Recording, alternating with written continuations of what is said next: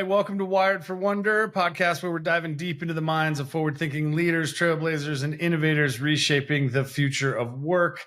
Today, we are lucky enough to have with us Roger Cummings, CEO of Peak AIO. Roger, thank you so much for taking time to be with us today. Appreciate it very much. Awesome. So just to give the audience some context, would love to understand kind of current role, how you got here, and how you made storage your life. Yeah, I don't know. It's a little bit of a sad story. No, I'm joking. So I'm CEO of Peak AIO. I have been in infrastructure and technology my entire career. I felt and one of the things early on is when I got into the industry is really something you were constantly learning. So that was super attractive to me. I was able to get with a great company early in my career, Platinum Technology back in the day, many moons ago. But we were able to grow that company and sell that company to CA after 10 plus years. But what really kind of the bug that I caught in that company was really culture. Is the culture that you can create, the paradigm shift that you can provide people by working real hard around a technology solution and grow this company that affected everybody really in a really positive manner. Awesome. And so, as you progress through your career, you've obviously been through change initiatives, Yeah. deployed new technologies, been part of that for other companies, it sounds like as well.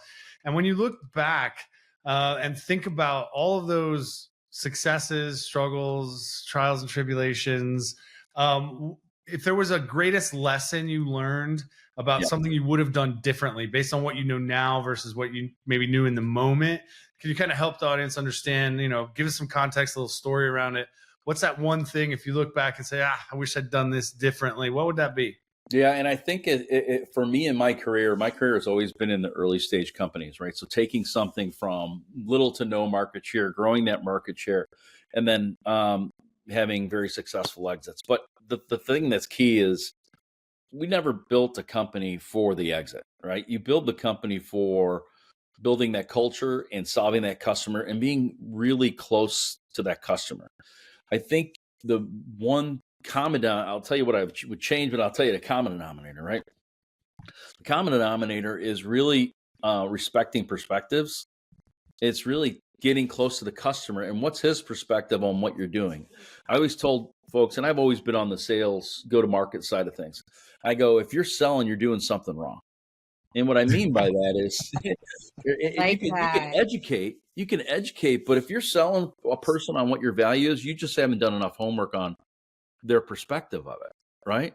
So if I look back on what I would do differently, and what I think that I've would always try to get closer to that customer. We've done a good job in the past, but I think that customer moves and changes, especially now. There's a whole new generation of buyers, right? That you have to address, and their needs and requirements and how they acquire information, how they buy, and why they buy is different. So you always really have to, I think, invest in getting closer to that customer. I love that, Roger. And I'm very human-centered focused as well. But I actually think it's interesting that you said that it's all about the culture and the people, whereas, you've talked about all these, multiple successful exits.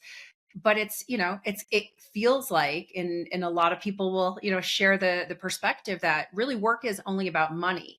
But what you're kind of saying is no, it's actually about the people. And then there's an opportunity for us to dial in and get closer to the actual human component to help us make money, right? And be successful. But at the same time, that's not the goal of the and I think that's even more true now with some of the younger folks too. I mean, I have, my kids are ages now where they're getting into the work world, and they, of course, think they should be here and run the show already, right? But what they really want, though, is they just really want a path. They want a clear path, and they want to know what to do to get to go down that path. And I think it's important for them to, and I think all of them are. It's a great generation in that they're all open to learning, and they learn so many different ways now, right? They're all learning faster than we ever did. But it's the art of understanding the customer, or a lot of times we call it common sense. which isn't very common, right?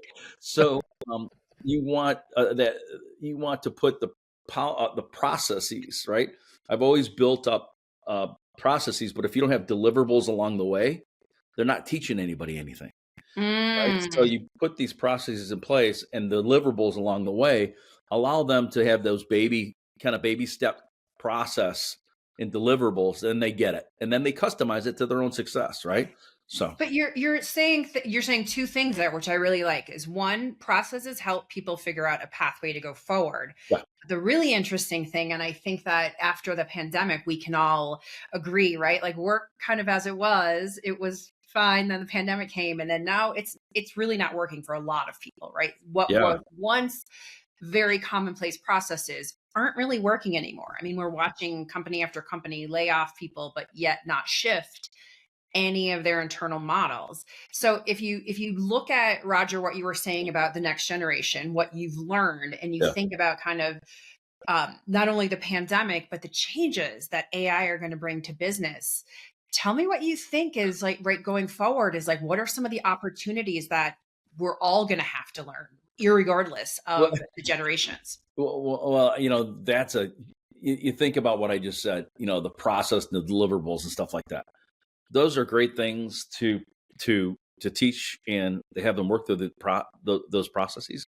But now you bring AI into that, and those that's old school already, right? So that's completely Mhm. old school. Now you have AI performing a lot of these processes for you, and that's great because it's very efficient. You can move very quickly through that. Let's pretend I had a process. You can use AI to move through that process very, very quickly. But and having that insight and knowledge is powerful, especially we'll stay on the sales end of it, is that having that insight and knowledge is extremely important and extremely powerful, but you still are dealing with humans, Yeah. right? You're still dealing Right. with the human across the table, and they're going to buy for you because number one, you empower them internally to your company. You can provide them information. Now with AI, that's going to help tremendously, and they can. And I think companies need to provide AI not just internally, but provide AI externally, meaning allow those customers more insight, more like I would with our company. I envision us having a marketplace / forum where they can add into our product or add value to our product to benefit them as well.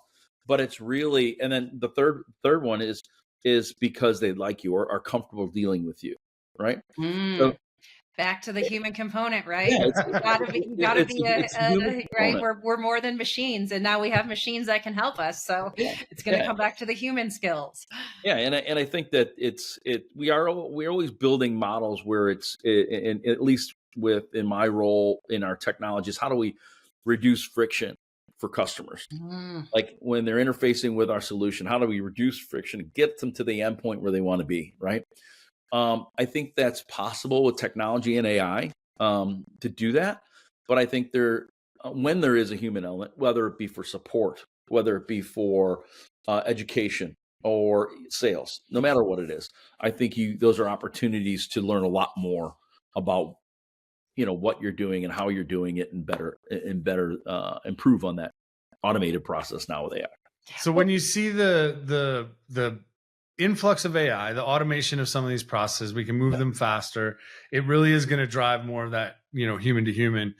Does that change, or how has it changed the skill set when you look at hiring for your own company, right? Like if I can automate a lot of the tasks and I can automate some of the tech, Yeah. does it change the skill set? And if so, how, that you're looking for in an ideal employee?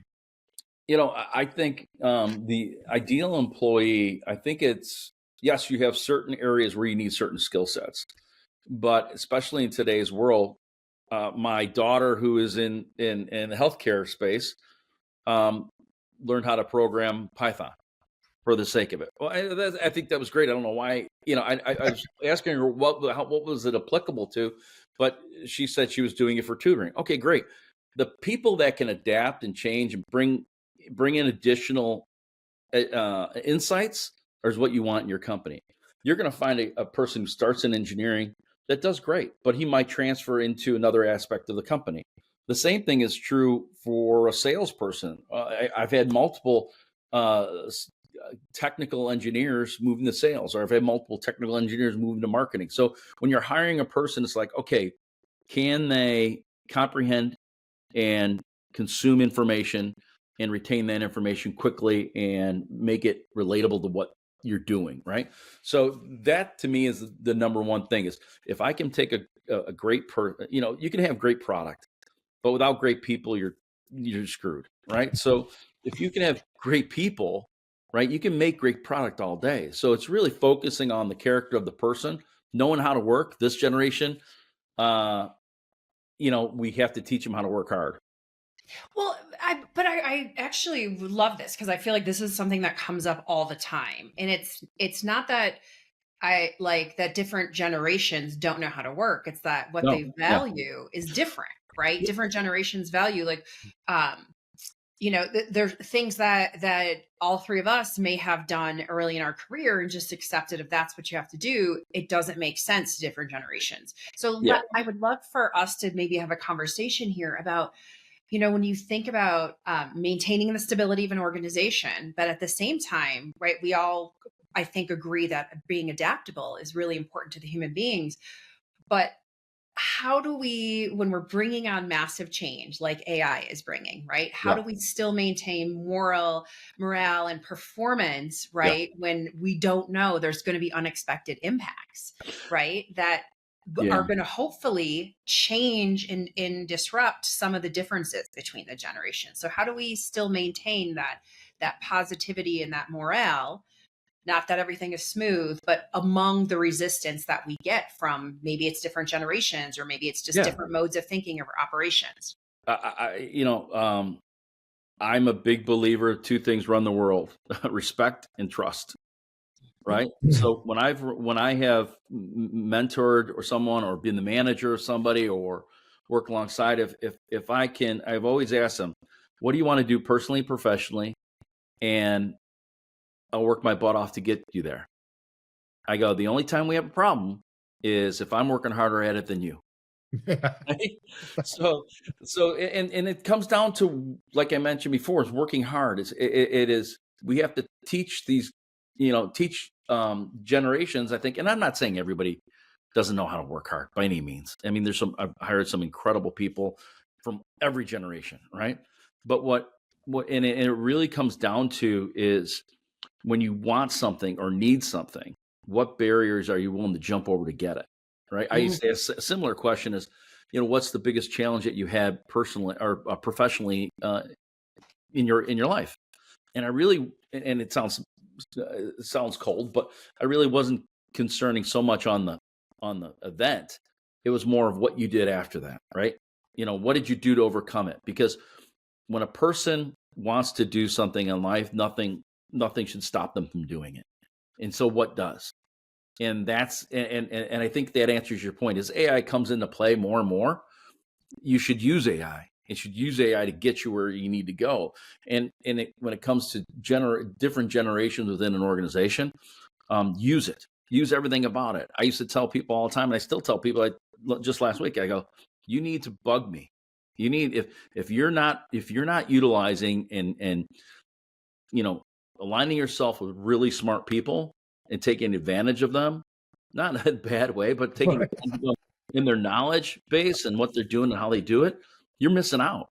And I think if you give a group of people, regardless of generation, in an organization, to say, this is the way we're going to act, we're going to be open book, utilize the people that we have, learn from each other, respect each other, and trust each other that they're doing their job. That's how I've kind of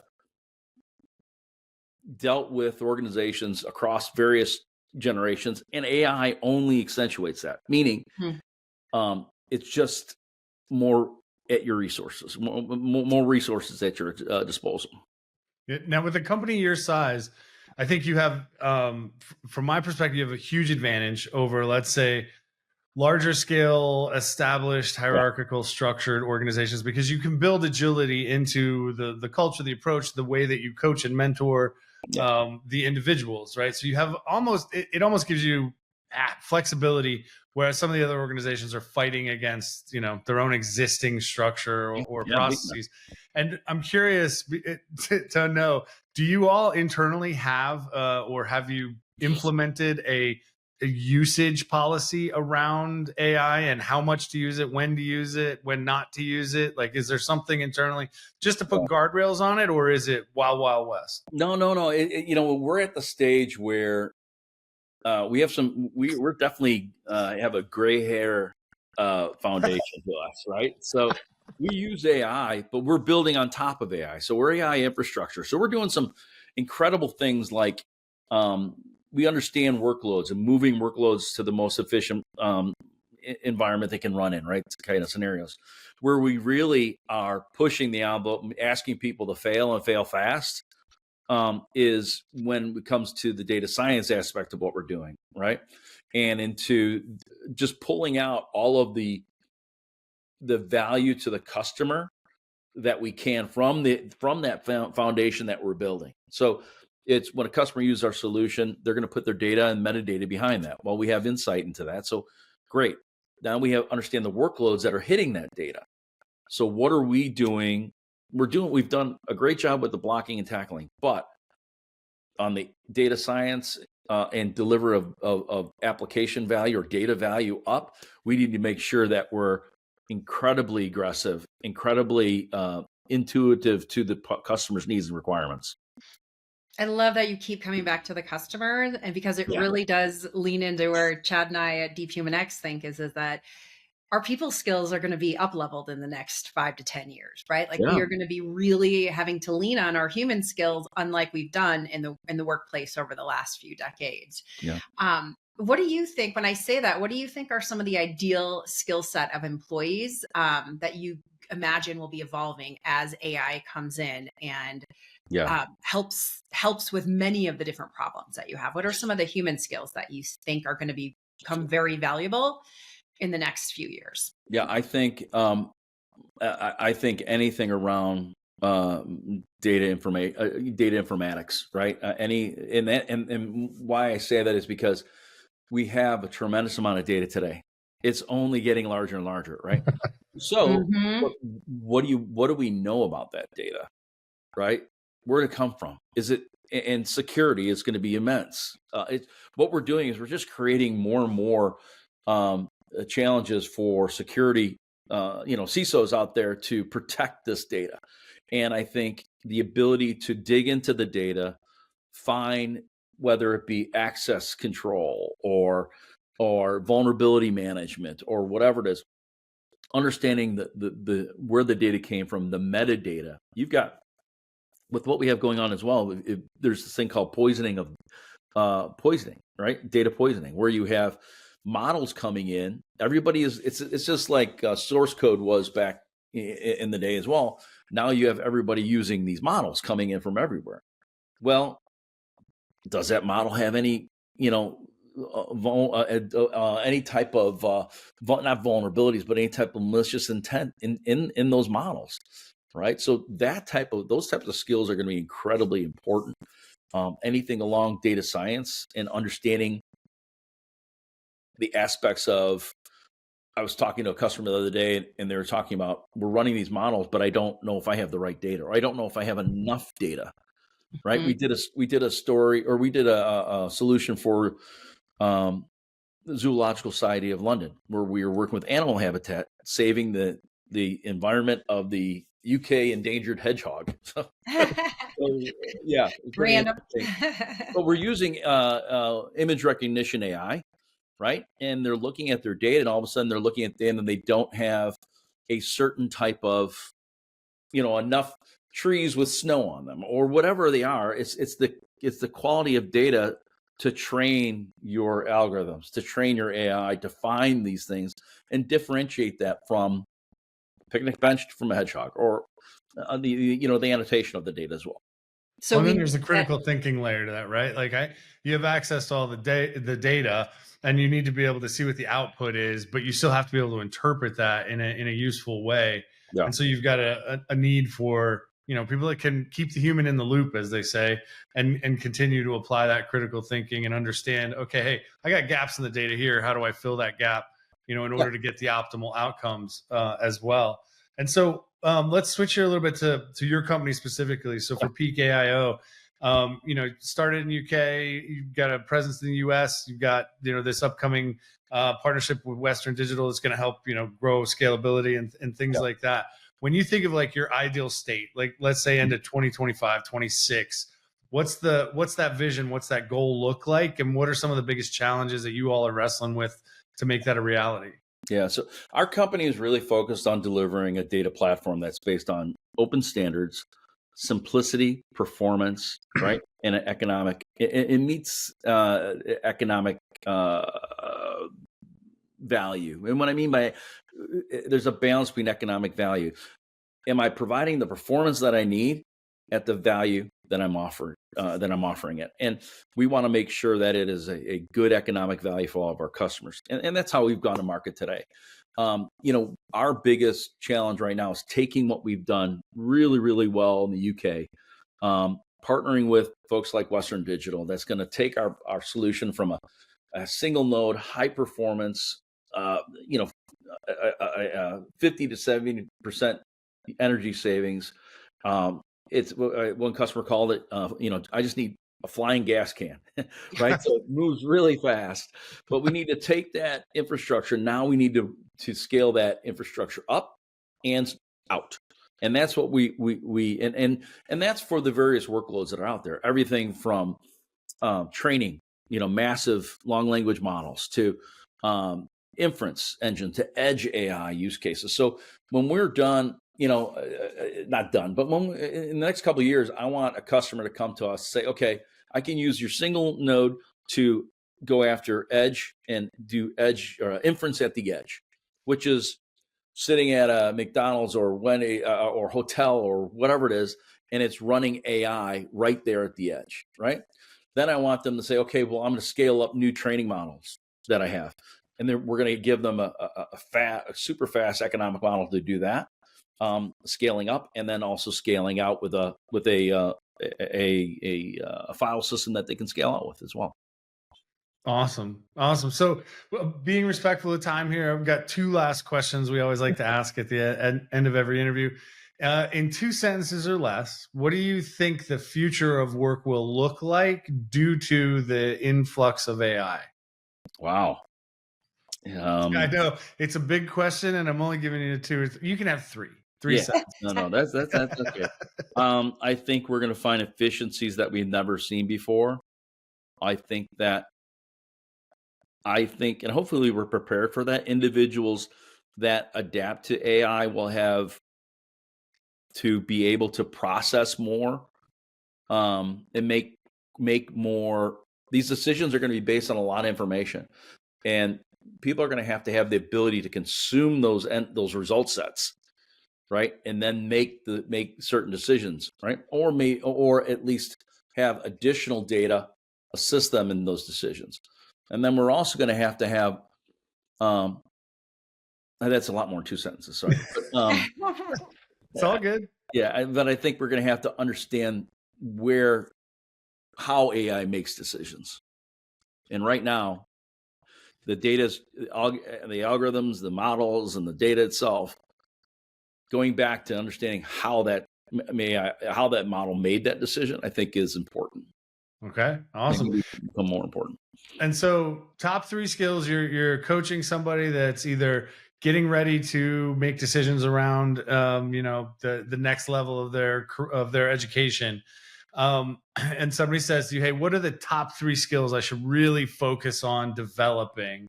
What are those 3 skills that you believe would make them future proof or effective in the next evolution of that human and machine mix? That's also a very good question. I think build a network of mentors. Okay. Number 1. I think take advantage of all of you don't have to go into debt. There's a tremendous amount of courses out there that you can take to broaden your horizon.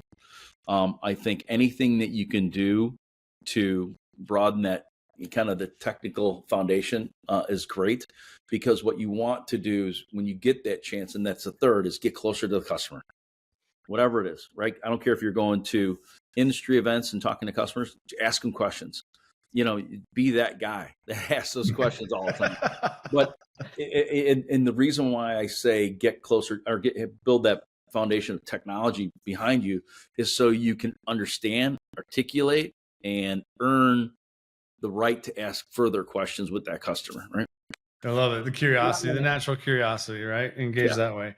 Awesome, Roger. Thank you so much for taking the time. If somebody wants to talk to you more about Peak AIO solutions or wants to talk to you, where do you want us to send them? Any place in particular? Yeah, you can check out Peak AIO. It's AI and IO. So it's peakaio.com.